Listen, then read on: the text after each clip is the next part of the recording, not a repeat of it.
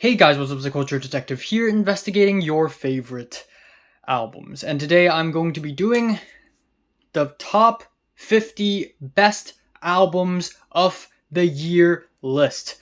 And we have a lot of honorable mentions this year. A lot. So I'm just going to speed run through all of them. So starting off, Kendrick Lamar's new album, GNX. Gotta mention it. Then, Shibata Satoko, Your Favorite Things. Blue in Exile, Love the Ominous World, Toe, Now I See the Light, Zach Bryan, The Great American Bar Scene, Mdou Moctar, Funeral for Justice, Nick Cave and the Bad Seedz, Wild God, Meridian Brothers, Mi Latinoamericana, Sufre, Apathy, Connecticut Casual, Chapter 2, Laura Marling, Patterns and Repeat, Meaningful Stone, Angel Interview, Krallice, Inorganic Rites, Porter Robinson, Smile, Mike and Tony Seltzer, Pinball, Nubiyan Twist, Find the Flame, Jamie XX in Waves, Blood Incantation, Absolute Elsewhere, Ginger Root, Shinbangumi, Callie Malone, All Life Long, Floating Points, Cascade, Knocked Loose, You Can't Go Before You're Supposed to, and No Worries. Why, Lord? Why aren't you in the top 50? Ugh, I feel so bad because it deserves in the top 50, but it's not because it's just... there's just too much good music this year. So, number 50.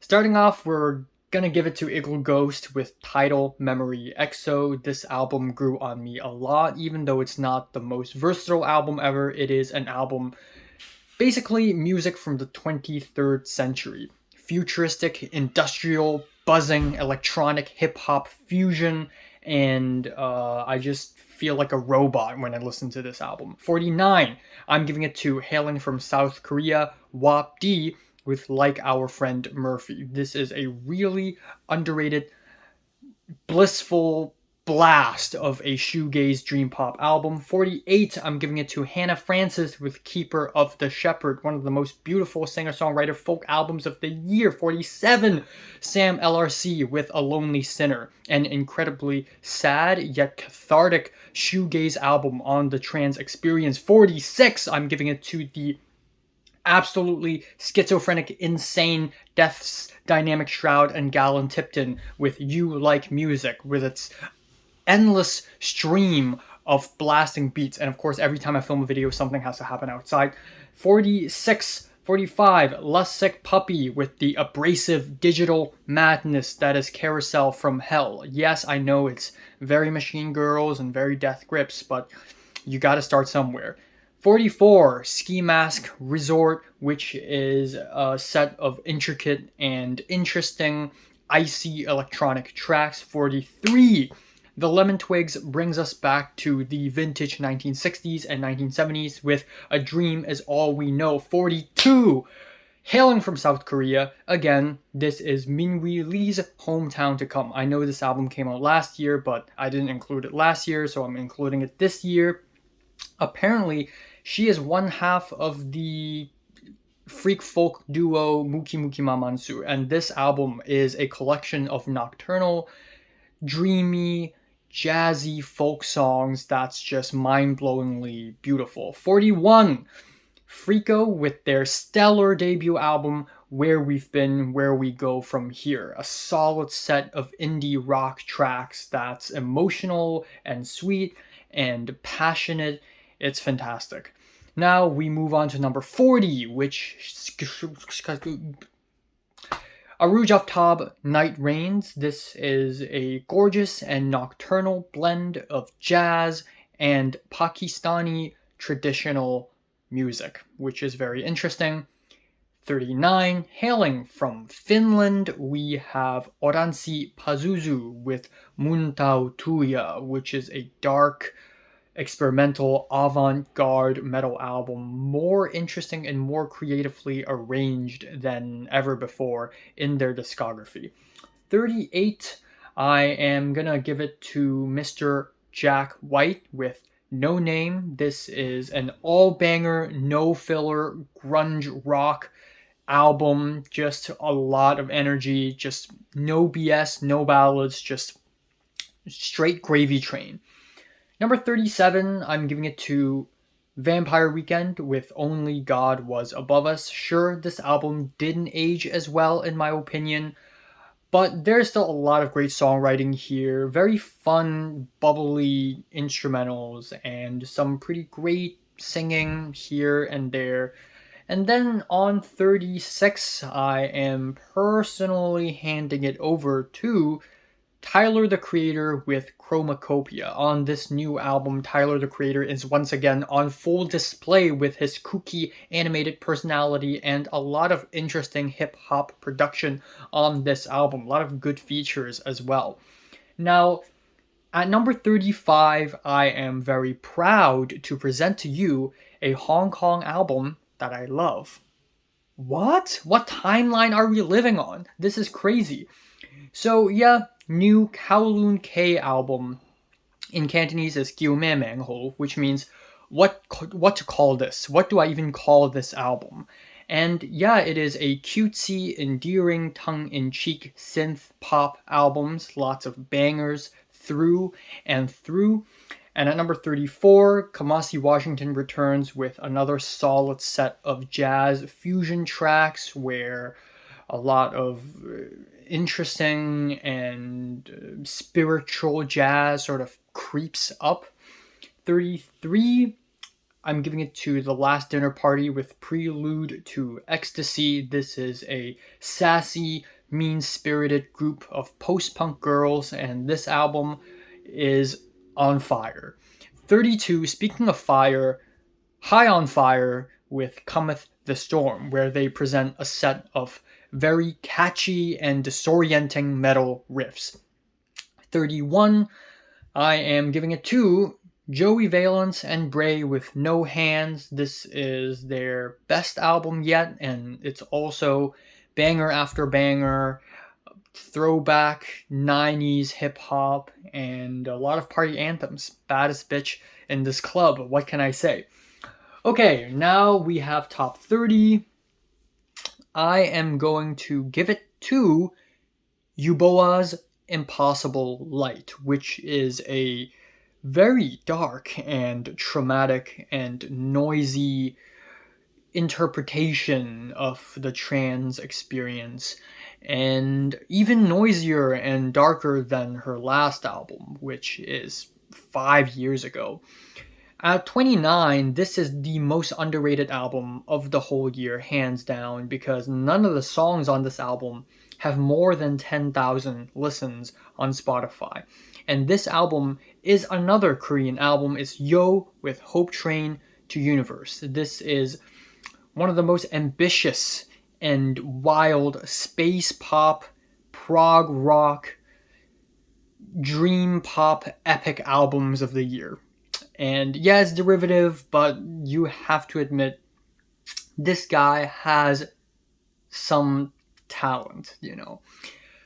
At number 28, this is hailed commonly as the Shakespeare of modern day hip hop, and that is hailing from Haiti, Mock Homies, hashtag rich ass Haitian. Yeah, not only do we have amazing lyrics, social, politically conscious, witty, eclectic, but also the beats, the production are all absolutely on point and top notch. Just great album throughout. At number 28, 27, hailing from Japan, Melt Bananas 3+5. Sure, this is not a very accessible album, but the more I listen to it, the more I'm just enthralled by its absolutely unhinged energy. Crazy screechy vocals, wild flashy guitars and production, and just an energy absolutely unparalleled by many other contemporary rock groups. And then at 26, Chat Pile with the cynical, moody, depressing, cool world. The world is cool. I know, and it's also very freaking depressing. Now we are on the top half of the list. 25. This is one of the most important political statements of the year in response to the atrocities, and that is Godspeed You Black Emperor's no title as of February 13, 2024. 28,340 dead. This album is made in response to the absolutely disgusting actions committed by Israel onto Gaza, which is a genocide. And also, along the way, Israel is also committing genocide against many other places, Syria, Lebanon. And yeah, this is just a very sad and gut wrenching album. But I think what makes this album stand out even more than that sadness is that Godspeed You Black Emperor says, hey, I know a lot of people are dying. I know a lot of politicians are denying this, but there is still hope. If we come together, if we bring hand to hand, if we learn to express our sadness through music and we learn to understand other human beings, maybe there is still a sliver of hope. And for that, I am incredibly moved. And even though it's not the most beautiful, the most colorful, the most interesting Godspeed album, it is musically wonderful, musically amazing, driving, dare I say. At number 24, Nails with Every Bridge Burning. This is a death metal album that is short but blast. It is an absolute blast, no BS, pure raw aggression. And sign me up for more because I need that shit. 23, we have another very interesting album, and that is Moor Mother with The Great Bailout, where Moor Mother basically tells the story of African Americans and I believe African Brits after the emancipation from slavery and what they're gonna do. It is mostly spoken word, but instrumentally it is also very dark, very moody, very strange, and just a haunting experience. Listening to the album is kind of like walking through a museum and witnessing the atrocities being committed against African Americans and African Brits again and again, and it is, again, a haunting album that's going to stick onto your mind for a while. At number 22, we have the incredibly dark and moody and goth queen Chelsea Wolfe. She reaches out to. Yeah, goth is so back. Yeah.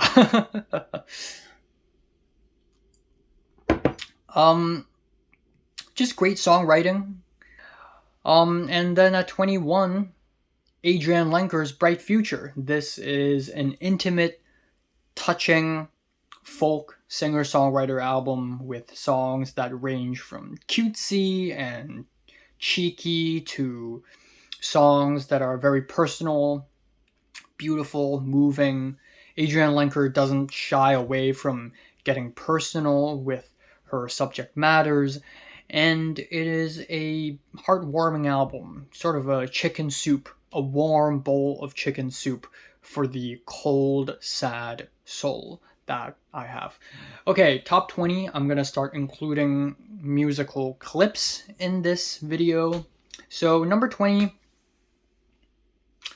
Colin Stetson, The Love It Took to Leave You.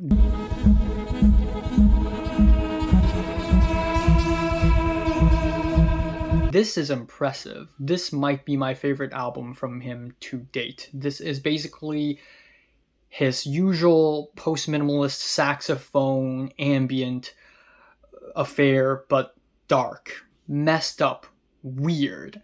And this is nowhere near the first time Colin Stetson has dabbled into something weird and dark and strange. Obviously, he has scored tons of horror films and a horror anime already. But what makes this album stand out is that he's making these very mystical, dark music without any limitations. The saxophones are echoey and ghoulish. The breathing sounds are delayed and echoed and processed to a point of ghostly fashion. It is a beautifully textured album, and it sort of just creeps up from the back of your mind in very interesting ways. Now, at number 19, gotta give it to Lupe Fiasco with Samurai.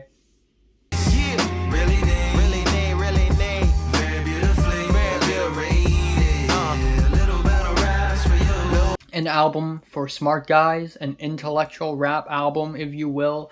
Lots of interesting wordplay, lyrics are very tight. There's definitely an emphasis on words, thoughts, literature, but also the jazzy instrumental are so fly. I don't even know what that means. They're so cool, they're so chill, they're so laid back, and the entire album just gives off this aura of, hey, I just wrote a bunch of tracks, just gonna record them and gonna put it out as an album, and yay.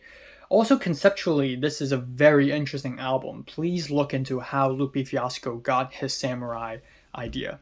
It's very interesting. Now, at number 18, this album blew my mind away. I listened to it and my brain matter just went.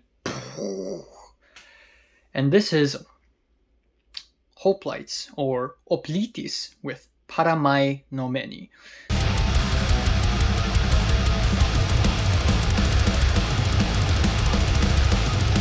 This is, on the surface, this is an album made by someone from ancient Greece, but obviously we're in 2024 of the Common Era, and this is actually a Chinese guy who went out of his way to learn ancient Greek and learn how to write in ancient Greek as well, to make an explosive black metal album. Explosive.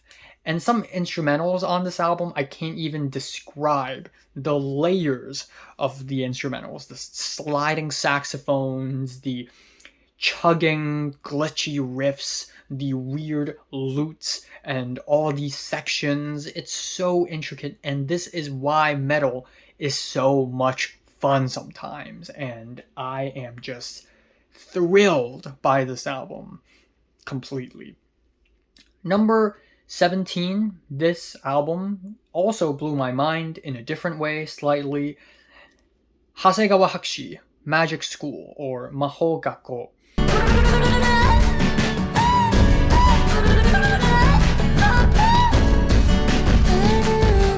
So Hasegawa Hakushi, hailing from Japan, is an electronic artist, and this is their latest album.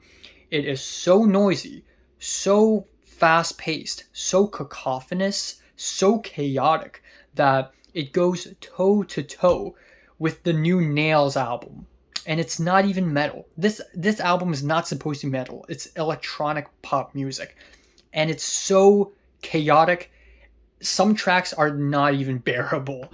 But beyond that, it's also sugary, sweet, interesting, cute, yet threatening at times.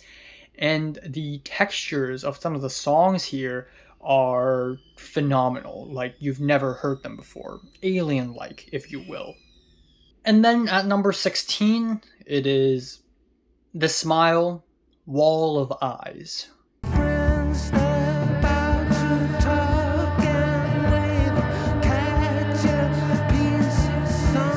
Yeah, this is a new album from The Smile, and damn, they still got it. Tom York, Johnny Greenwood, Tom Skinner, they still freaking got it. And I feel like without the heavy name that is Radiohead, Tom York is able to write even more creatively and without fear of failing, because there is a lot of dreary, interesting art rock instrumentals here, lots of changing chord progressions. In a lot of ways, this is like a Tom York solo album, but also the rockier moments of Wall of Eyes is also really compelling and wouldn't be able to be done without the other two members.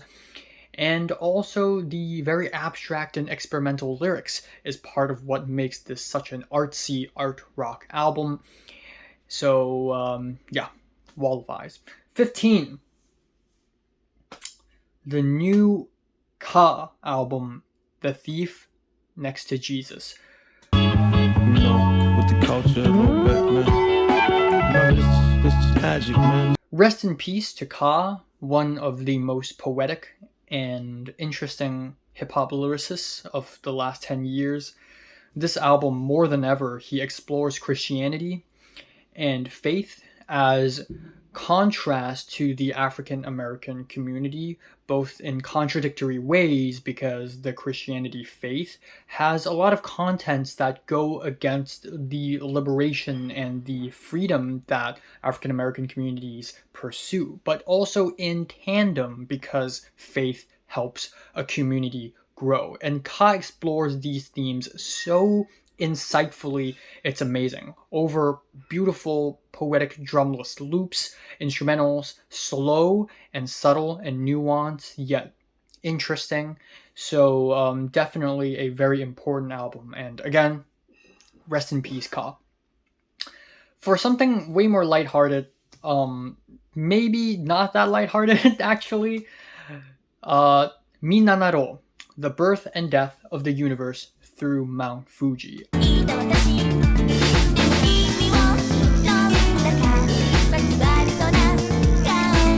I was so lucky to be able to listen to this album before the year ends, because this album is not widely released. It's not on Spotify yet, but it is a Japanese idol pop album, and also easily the craziest, most ambitious concept album of the year. It's all peppy, blissful, bubbly J-pop songs, but it is also an album about the universe beginning with the Big Bang through Mount Fuji, and then the universe ends. It's very astronomically conscious, astrophysically conscious. It's very conscious of atoms, particles, planets, celestial bodies, but it is also an album about high school and being a high school girl in Japan, I guess. And it's also very catchy too, with a lot of noisy, mathematical, big brain, polyrhythmic, odd time signature production. It is a really interesting album. Please go check it out. Number 13, this is Quedeca, Scrapyard.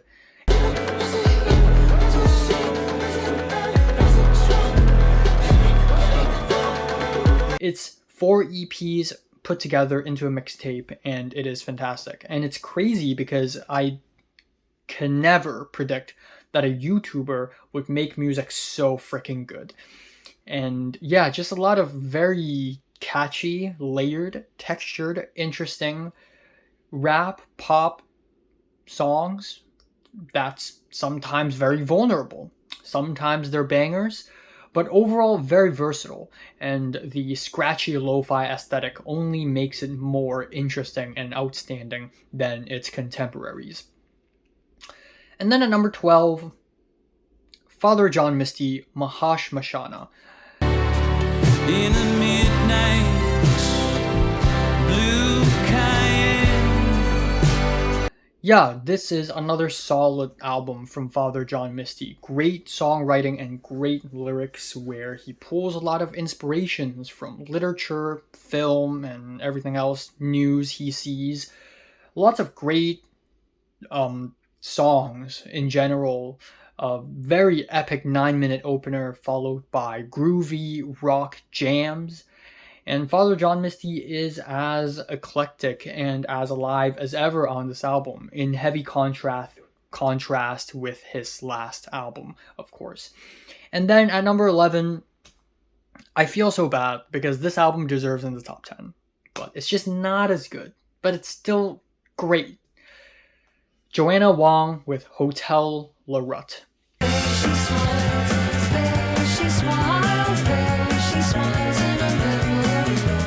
So yeah, I am very happy to include a Taiwanese album on this list, and this high on this list as well. Joanna Wong is one of the most popular and accomplished Taiwanese singer-songwriters, and she's like, how do I up the ante? How do I bring my music to the next level? Well, she made a comedy pop album completely in English, and before you say, what? That's insane. That's gonna suck. Spoiler alert, it did not suck. In fact, this is a concept album that is very comical, very theatrical, and all tracks sort of highlight a weird character in the story where a bunch of characters live in this kooky, spooky horror comedy hotel that is Hotel La Rut. And yeah, lots of personality, but also the songs are genuinely good. Sometimes they're very catchy and groovy and driving. Sometimes they are more sudden and jarring, but overall, this level of artistry and personality coming out of Taiwanese music is just mind-blowing for me. So now we enter the top 10, and gotta start the number 10 spot with good old Peggy, JPEG Mafia, I Lay Down My Life for You. This is my fight. I just woke up as a child of the light. Jumped on the beat, had to tell it goodnight. Thank God I didn't cheat that bitch. Yeah, get it out my chest. I'm key out, don't pull it down. Yeah, this album grew on me a lot. I gave it a light 8 at first. I think this is a strong 8 right now. It just keeps getting better and better and better. This is simultaneously the most aggressive, but also the most emotionally vulnerable album JPEG Mafia has ever put out. Not only is the sampling very artsy, very tasteful, very creative, very interesting, samples you would never even expect, but also it is the arrangement of songs, the features, and the very eclectic lyrics, very funny, very personal, very broken, very unhinged at times. And just a full display of the range of versatility that JPEG Mafia has, completely put on this amazing album. Now we have number 9. I'm giving it to The Cure, Songs of a Lost World. I'm outside in the dark, wondering how I got so old. This is possibly The Cure's last album because honestly, this is a comeback album, and The Cure probably is not planning to release any more music after this one. But yeah, Songs of a Lost World is a bit of a return to form for The Cure. This is a goth rock album with big foreboding guitars, pianos, and Robert Smith is...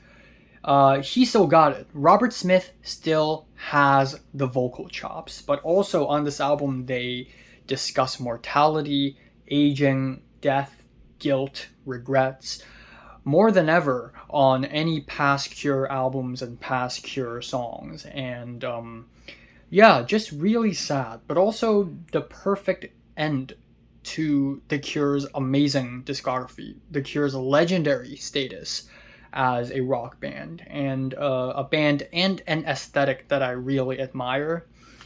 Songs of a Lost World.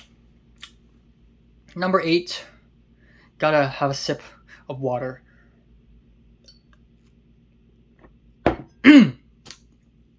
Number 8, one of the biggest cultural phenomenons of the year. You know what I'm talking about. Charlie XCX, Brat. Yeah. Meet me in the bathroom with your 365 party girl. How do you feel being Yeah, talking about a Brat summer here. This is an album that took the internet by storm. This is an album huge for party girls and the LGBTQ community, which I am neither of, but still can't stop appreciating how awesome this album is. Just banger after banger, very fun, catchy pop songs, but also very insightful songs where Charlie XCX reflects on her friendship with the late Sophie, songs where Charlie XCX explores her insecurity when comparing herself to Lorde, and songs where Charlie XCX raises the middle finger to her haters, etc., etc., etc. So much personality, so much fun. I love this hyper-futuristic production, and very culturally important for 2024. Number 7, Shoo Shoo, 13-inch Frank Beltrame Italian stiletto with bison horn grips.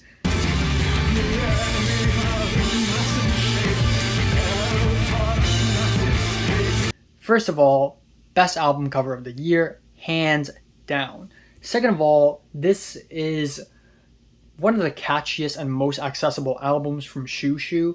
This is very anxiety inducing, very nervous album, yes, but also very catchy, very direct, like a dagger to the heart kind of direct. Jamie Stewart, dare I say, is one of the best lyricists of this generation. His lyrics are very gross and disgusting, but also very real, very grounded, and also at the same time very abstract, very poetic, and really makes your head switch gears and go a little insane.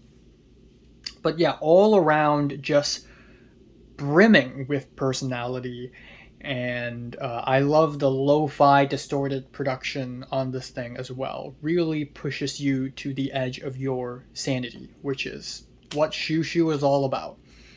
Now, at number 6, this is the eccentric, quirky, charismatic Jordy Griep, The New Sound. Everyone knows my name. Everyone knows I'm holy. Yeah, take all of Black Midi's music and focus on the jazz, and you get Jordy Griep.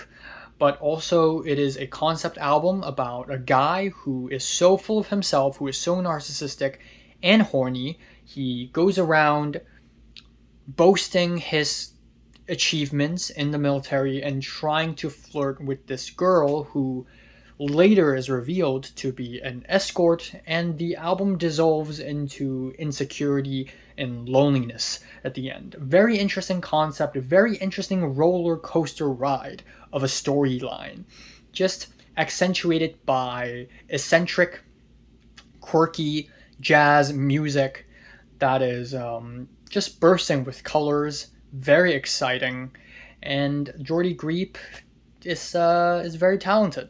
I have to say it. Jordy Griep is such a Griep. Such a Griep, such a weirdo. Yeah. Number 5, Beth Gibbons of Portishead fame with Lives Outgrown.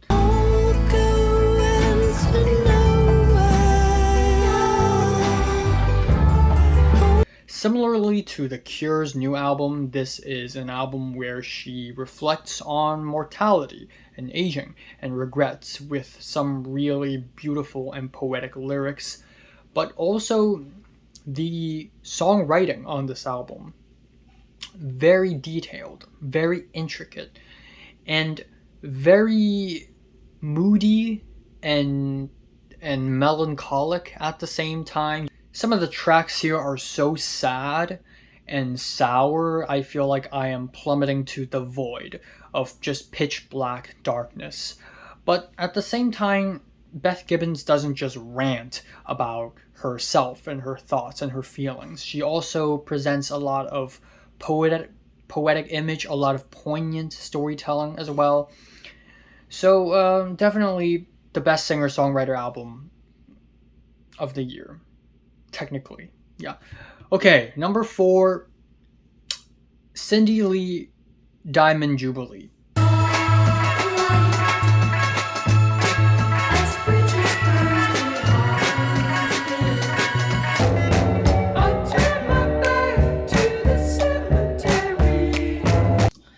Rarely does a 2-hour-long album impress me this much, because for an album to be 2 hours long, you have to keep your viewers' attention from front to back, and I am delighted to say that this album did that job, and more. This is a lo-fi, buzzy pop album that sort of brings back a lot of 1960s, 1970s aesthetics, brill building, hypnagogic, psychedelic, and it's also very lo-fi and rough.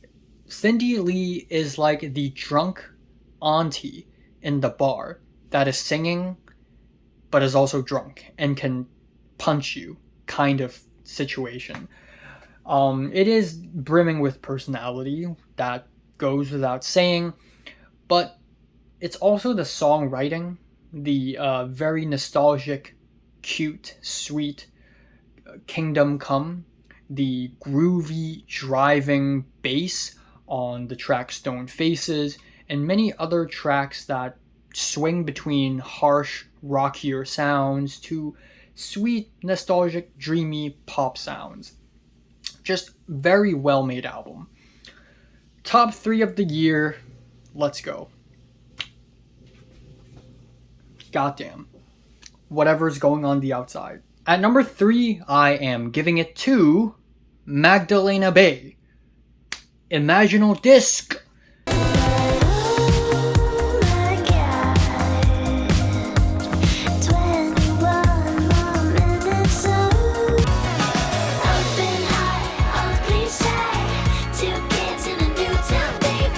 Yeah, pop album from the 23rd century. Oh my god, the music on this album is sounds like they come from the future, really. This is the future of pop music to come. The shape of pop to come. This is one of the most colorful, eccentric, fun albums of the year. They completely lean in on the digital physical media aesthetic, and hey man, I love physical media. I'm collecting Blu-rays and CDs, so I totally feel you. But also Matt and Mika, they just have amazing chemistry on this album, just pumping out one banger after another. Image, Death and Romance is amazing. Tunnel Vision, the album ending, The Ballad of Matt and Mika, is one of my favorites of the year.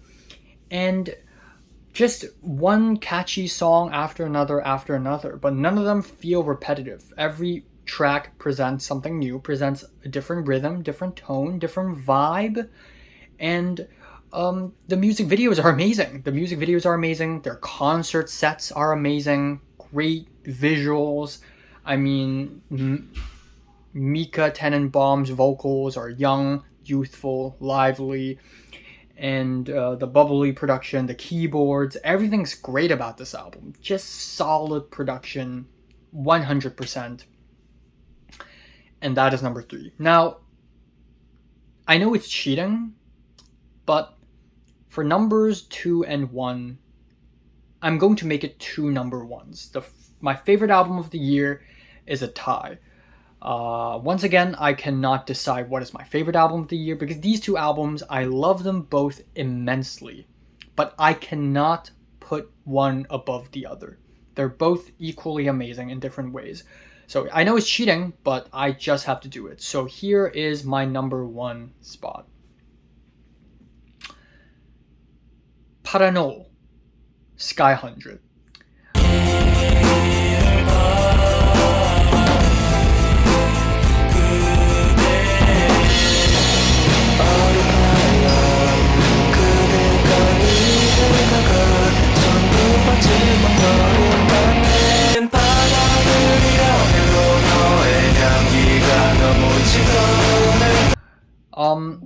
Yeah, this is, yeah, I get it, the mixing is bad, but it doesn't really matter to me. This album is the only album this year that made me cry.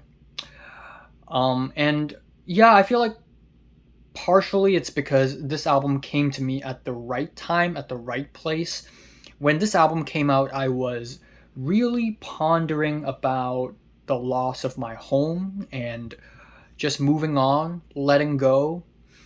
And this album is also about that. It's about visiting your past, understanding your past, and letting go.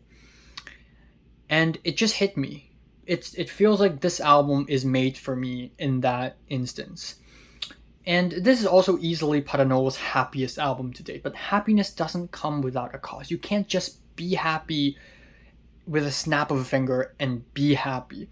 You are happy because you've gone through something.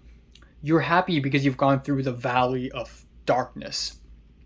And Sky 100 attempts to look back and try to decode and uncover that darkness and realize the beauty in that darkness before finally letting go. It's an album about nostalgia, it's an album about memories, and it touched me in ways that I did not expect. Like, I was actually almost crying. I was actually like choking up when I reviewed this album. It's just so powerful. And yeah, also easily Paranol's catchiest album. The songs on this album are all very bright, very powerful, very heartfelt, heart-wrenching, beautiful albums that makes me want to rip my shirt off and run on a field of grass and scream on top of my lungs and enjoy the sunlight and enjoy nature. Yeah, just a really powerful album for me that I will cherish in my heart. And seeing Paranol grow and change and move on from the depressing debut album is also like gives me hope. It just, I grew up with him in a way. Like, when his album was depressing and self-hating, I was depressed and self-hating. And when this album is trying to be happy and understanding, I am trying to be happy and understanding. And seeing that change happen in real time musically is just it's just really meaningful to me. It really is. Now, equally as meaningful, drum roll please, Mount Erie's Night Palace. Yeah, this is also a double album, and But I still carry it all. Yeah, cool and blue. I see everything that has come before me collapsing on itself. this is Mount Erie, aka Phil Elverum, aka The Microphones, soundtracks for the blind, in that this is his most eclectic and all over the place album. He does noise, folk, rock, even bits of electronic on this album. It's a lot to chew on. It's an incredibly dense album, but through the incredible density of the album, you have nothing but poetry and beauty. Lots of allusions to Zen Buddhist scriptures in Stone Woman Gives Birth to a Child at Night, and also the track I Saw a Fish, where he sort of talks about the palace being flowing water, exploring impermanence, and then denying impermanence at the end of the album, revealing that life is nothing but a continuing spectrum of events. This is easily Phil Elverum's most emotionally mature album to date, first of all, where he reflects on his existence, his life, fatherhood, grief, joy, but also just the nature of existence itself, which again may come off pretentious to you, but when it is explored so personally and so passionately on this album, I can't help but just be like, wow. And on top of that, some of the ballads on this track, on this album, are beautiful. I Walk, for instance, is amazing. And also just some of the rockier tracks are very meaningful, very political at times. Some spoken word tracks feature great storytelling. Just a lot of information to chew through and a lot of beauty and poetry to be found. And possibly my favorite album of 2024. So, yeah, these are my favorite albums of the year. What are yours? Comments below, let me know. Subscribe if you want more, and thanks for watching. 3 more lists to go. 3 more and then I'm done.